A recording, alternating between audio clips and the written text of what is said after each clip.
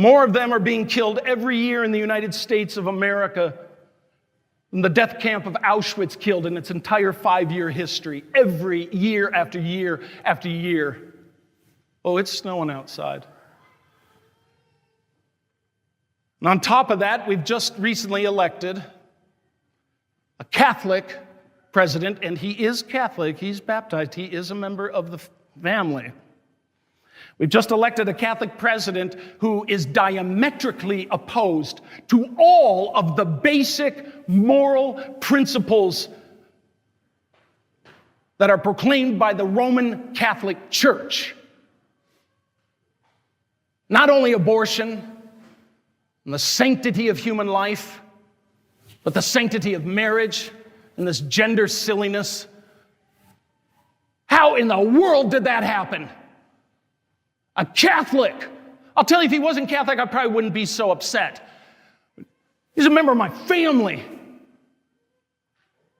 He's the most powerful man in the world. And he is absolutely opposed to the basic understandings that God is the author of life. How in the world did this happen? You want an answer? I'll tell you the answer. Because our bishops have been silent for 60 years. Through bad catechesis and cowardice. They have barely said a thing. A few papers here and there. They speak of, there's things they could do. You say, well, why don't you do something? I'm just a little diocesan priest. I'm a grunt. They're the apostles. They have the voice. I just work for them at their privilege. They can get rid of me tomorrow.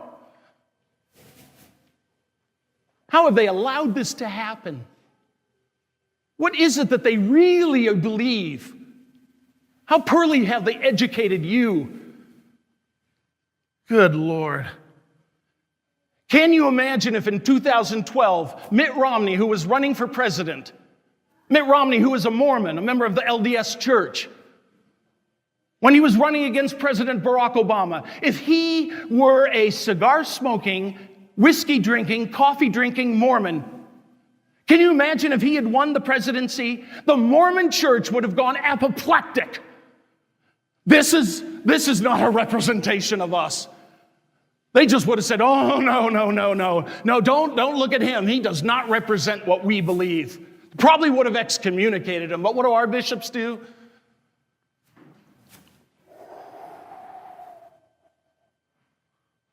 They just let it snow. I apologize if it sounds like I'm yelling at you. I am angry.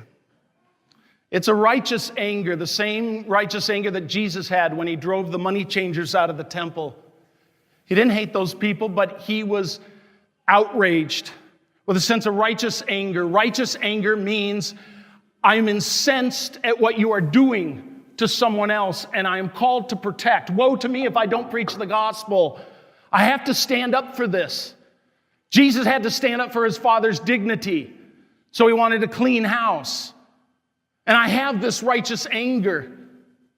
I'm just tired of this. Angry to the point where I am tempted to say this. If you are pro-abortion, I am tempted to ask you to leave St. Henry Parish. Leave this parish. Tempted to say that. Because then I think, where would you go? This is not just this parish that teaches this. This is the Catholic Church, the Holy Catholic Church of God that teaches this. What parish would accept your views? Sadly, you would find one. And that is an indictment against the bishops. But God help that parish that would let your ideas foster in their parish. And so instead, I will not ask you to leave. Why? Because this may be your only chance to repent, to change your mind, and to come to know the truth and finally embrace it. So I won't ask you to leave. This is your chance for salvation. You are welcome here, even if you're pro-abortion. But your ideas are not welcome here, and they will be given no quarter. The same with Joe Biden. He's a Catholic. He's a member of the family. If for some reason he would be in Buckeye on a Sunday, Joe Biden is welcome to come to Mass here. His ideas are not welcome here. And if you ask me a follow-up question, would you give him communion? No. Over my dead body.